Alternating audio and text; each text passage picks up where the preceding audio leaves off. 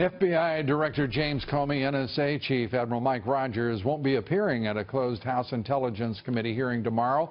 That development comes as Chairman Devin Nunes revealed he viewed documents showing surveillance of Trump transition team members on the White House grounds last Tuesday. That was one day before he briefed the president about what he had learned. Nunes says his source was an intelligence official, not a White House staffer, and the documents were on the executive branch computer system. Well, to help us understand what's going on here and in lots of other places, the latest intelligence findings, senior fellow with the London Center for Policy Research, retired Lieutenant Colonel Tony Shaffer. Tony, great to have you here. Good to be here. Thank you for having me. Devin Nunes tells the president what he learned in this moment on White House grounds. Right. Identifies an intelligence official. And Adam Schiff, the ranking member, calls for a recusal to step aside from the investigation. Right. Schumer, of course, jumping right in. Your thoughts? Well, look, it's a MacGuffin. What they're trying to do, Lou, is get us off the topic of the fact that we're talking about information that came from a FISA warrant of some sort that resulted in what is either legal or illegal. We don't quite know because we don't know the justification. Right. Collection against the president and his team. So, and by the way, nothing to do with Russia. Nothing. This is not a Russia issue. So this whole thing that and the chairman, Devin Nunes, has made that clear. Made it very clear. But the Democrats continue to blur it. It's like a game. So right now, Lou, we know, based on the contacts, my sources, they basically right now are trying to do two things very carefully. First, we don't want to give any information up regarding tools, techniques, or technology of how we collect. That's top secret. Right. Secondly, the reason that he had to go to the White House is because a lot of the information, and the first time we met was over Able Danger when I had to testify.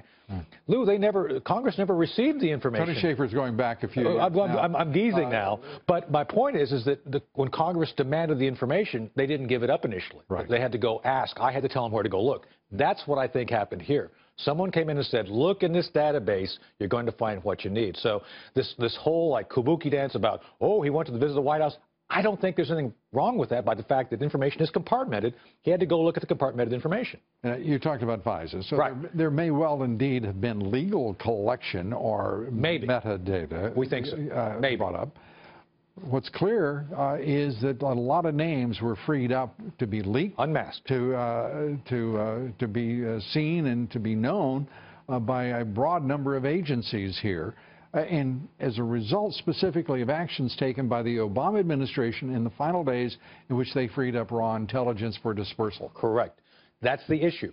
Even, Lou, if they can posit in a very clear way that it was done, quote unquote, legally under a FISA, that does not change the fact that the unmasking, the revealing of U.S. citizen information, person identities, was not legal. There was no instance that there was actually a foreign intelligence issue. Yeah.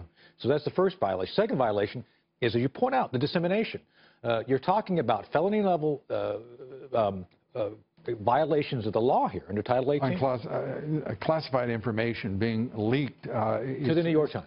And by the way, I love the diversion that's created here, in some parts by the national left-wing media and some by the Dems, in which they want to get into these sort of mocking superior tones about, well, the president referred to wiretapping. He used wiretapping in quotes, right.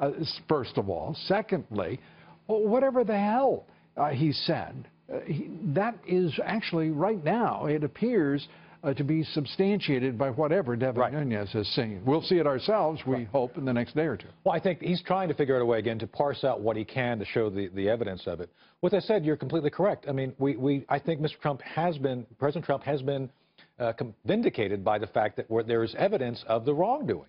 And like you said, somehow it's not, and there's no dispute, the New York Times, the Washington Post, and MSNBC and NBC all got the information. So, and nobody's disputing that. Lou, they had a headline on the New York Times, for goodness sake, about wiretapping. So it's which they changed. Which they changed. Talk about Orwellian, yes. Yeah, I mean